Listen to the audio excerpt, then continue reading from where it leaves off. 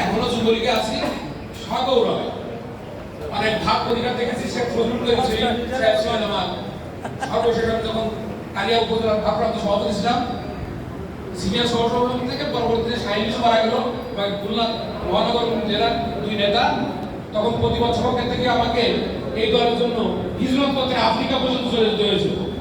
পরে যখন দল ক্ষমতায় আসে দেশে আসলাম, দেশে আসার পরে পেলাম আহ্বায়ক কমিটি। সেই কমিটি থেকে আহ্বায়ক চলতেছে। যাই হোক, আগামীতে এমন নেতৃত্বের কাছে, এমন ব্যক্তির কাছে সংগঠন অন্তত দূরদৃষ্টি দিয়ে বাছাই করে তাদের হাতে এই নেতৃত্ব তুলে দেবে।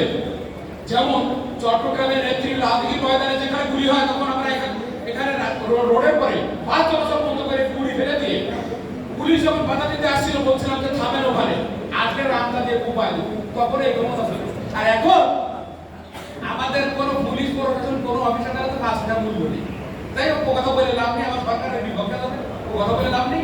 নেতৃত্বটা এমন জায়গায় আসুক সে যেন নিজের পকেট ভারী না করে, নিজের ব্যবসা বাণিজ্য বৃদ্ধি না করে, নিজের ব্যক্তি বলায় না করে শেখ হাসিনার বলায়, বঙ্গবন্ধুর বলায়, আওয়ামী লীগের বলায়। আর আমি যে নেতা হাত ধরে এখানে, যে নেতা আমাকে শপথ বানাই দিয়েছিল ভারপ্রাপ্ত, যে নেতার নেতৃত্বে জেলা কমিটি ছিলাম, অ্যাডভোকেট ইন্দ্র সাহেব এখনো বেঁচে আছেন।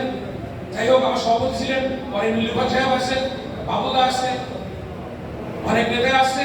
আমি চাই তারই সুযোগ্য সন্তান শেখ ফজল পরশ এখানে আসছেন।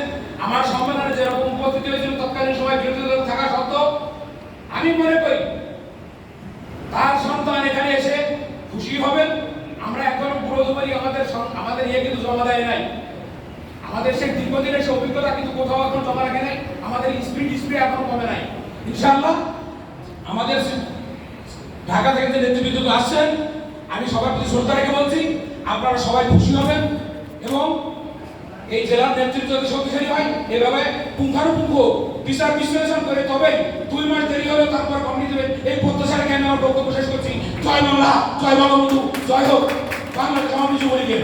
এবং আমি সম্মানজনক একটা বিদায় চাই আমার এই কমিটি থেকে। ধন্যবাদ সবাইকে। ধন্যবাদ।